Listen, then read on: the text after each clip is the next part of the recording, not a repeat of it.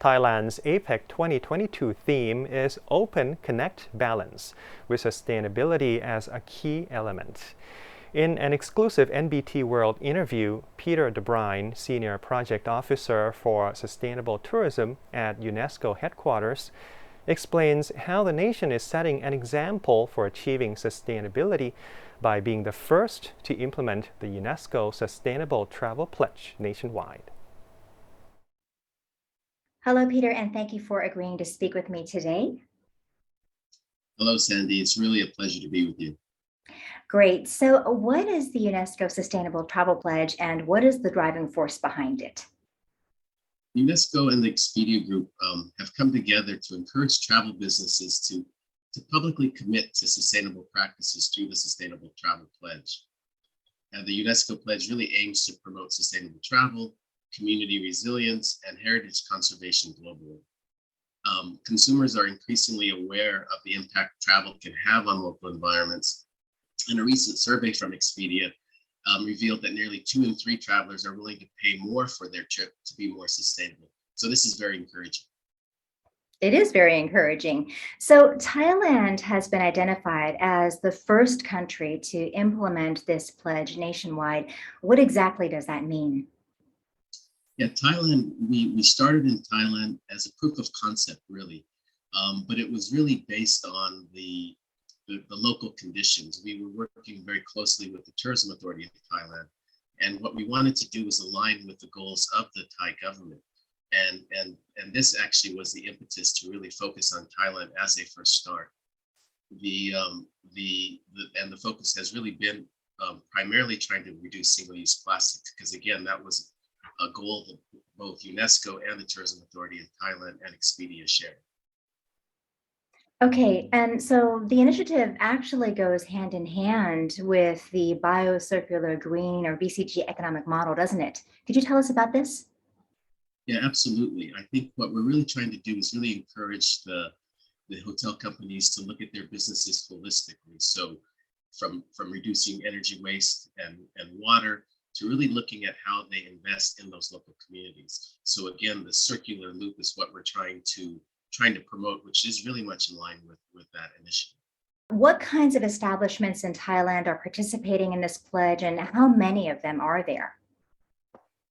It's primarily aimed at hotels, but we're actually expanding it to other sectors within the tourism industry.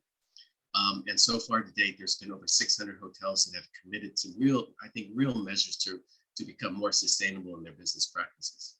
Mm-hmm. So 600, is that right? Yeah, over 600. Over 600. So is that the requirement? Is that why Thailand has been considered the first to actually adopt this nationwide? Well, I think we were very extremely pleased at the number of hotels that have really wanted to join us. And what the next step now is the pledge is actually expanding globally.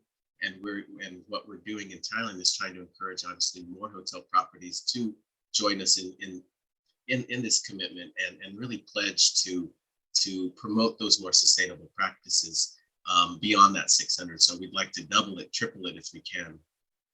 I see. Okay, so let me ask you now, this initiative, right now it's the travel pledge, so it's aimed at the tourism industry, right? Do you see this as a springboard for perhaps a wider adoption of sustainable practices across various industries? I think it can. I think it can be. I think it's really geared towards a representation of the hospitality sector. So what's happening now globally is there's global targets on climate change. There's other things where the industry itself is having to come together. And so I think it does sort of demonstrate the strength of the hospitality sector, and it sort of demonstrates their commitment alongside other businesses. Mm-hmm. And you said you'd like to see the number of establishments in Thailand actually double. How do you think we can encourage other establishments to join in this activity? Well, one of the things we're trying to do is kind of a little bit of a deeper dive in terms of if you go to the website, for instance, there's a lot of how-to guides on how a company can become more sustainable. So we're going to be working more closely at that level to really provide that capacity building and training. For instance, we're developing a training course with Pata on how to reduce single-use plastics, and that's going to be available to more hotels, and we're going to be pushing that out, which we're very excited about. I think that's how we do it, is to sort of demonstrate with those hotels that are really doing a great job, because what we found through the pledge is some of these hotel properties in Thailand are really leading the industry in many ways, and we'd like to use those as good practice examples to help others. One of the things one of the dynamics behind the travel pledge as it goes global is we've had some of the major chains signing up to the pledge. So again, these major chains have perhaps the resources that could help them become more sustainable. So it's really those small and medium-sized businesses that perhaps don't have the resources that we really want to target, really trying to get them up to a certain level of sustainability, sort of lifting up all the boats with the pledge. And do you see any requirement or kind of support that's needed or what kind of support will be needed to help these smaller establishments adopt this pledge? Well, I think that's something. So a lot of the training that we're going to be doing is online, so it's going to be free. There's not a cost associated with. Sometimes there's many accreditation schemes that are out there. We encourage hotels to go through that process. It's a very useful process, but it also involves resources to be able to do that. And as I mentioned, sometimes the hotel establishment may not have those kind of resources. So we're going to be providing that kind of training to really show them how they can, in small ways, sort of become more sustainable. Again, we're focusing on single-use plastic because that goal kind of aligns between Expedia, UNESCO, and the Tourism Authority of Thailand. Mm-hmm. That's fantastic. And hopefully, as more establishments sign on to the pledge, you've said already that tourists are coming in and they're actually happy to pay more for sustainable practices, and maybe more and more tourists and even people locally will adopt this as well. Yeah, absolutely. I think one of the really important things I've been working in this field for many years, and I think that the stars are aligning a bit in terms of sustainability. So we're seeing a very strong demand for it. So we really have to work on the supply. So if there's a disconnect between the supply and demand, then there's going to be a problem.